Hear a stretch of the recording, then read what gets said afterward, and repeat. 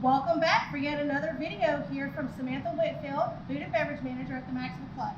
Today we're going to be making homemade creme brulee. It's a no-bake recipe, so you're able to enjoy this at home without all the hassle, the time, and the fine dining experience.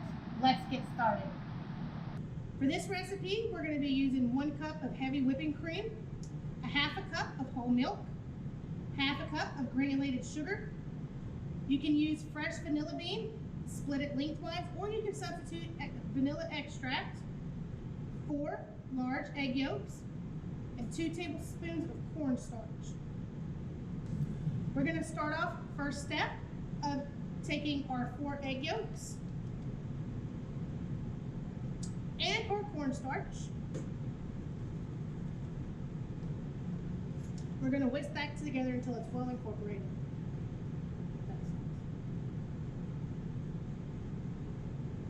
It's okay if you make a mess, just pretend it's not there.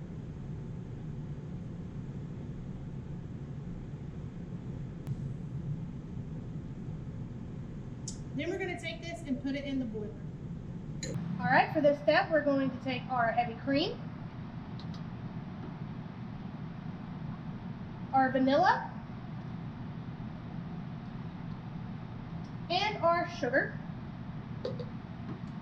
And we're going to continue to whisk this on medium heat until we see bubbles forming on the sides of the pan,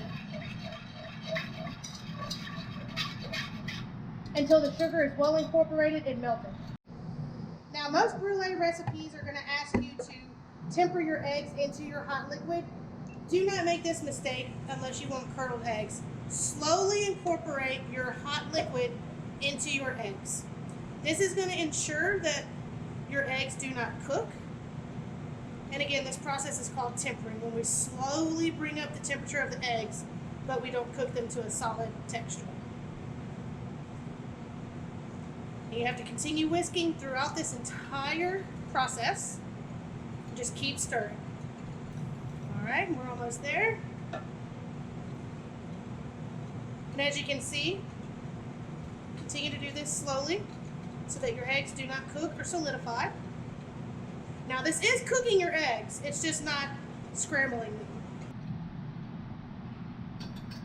Once you have tempered your egg, you're going to return it back to the boiler and continue the same process over medium heat as it continues to thicken. You'll do this about another 2 or 3 minutes. It'll turn a golden yellow color into a pudding-like consistency. But again, continue to stir. You can take a few breaks, but you want to make sure that you don't scald the milk or overcook the eggs. Alright, your creme brulee mixture should come out to, like I said, a nice pudding consistency. You're going to turn it off the heat, move it off the eye, and continue to stir for 1 more minute as it thickens. After this step, we're going to turn them into our ramekins and to chill.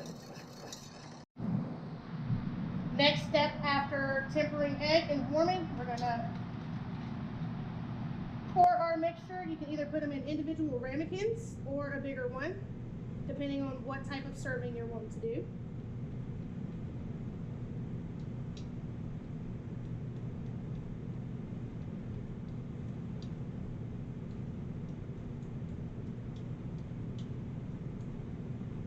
Alright, we're going to move these into the refrigerator to let them set up and chill for the next 2 hours. Alright, our next step in this recipe, once your creme brulees have set up in the refrigerator for at least 2 hours, we can take them out and you put granulated sugar on top, or for today's recipe, we're going to be using my favorite, which is turbinado sugar. It's my suggestion because it caramelizes way better and it has a better texture and flavor to it.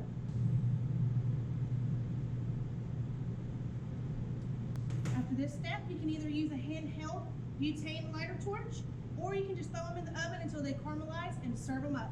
If you don't want to do the sugar, you can just top them off with whipped cream, any type of fresh berries, and just serve them right up, individual size.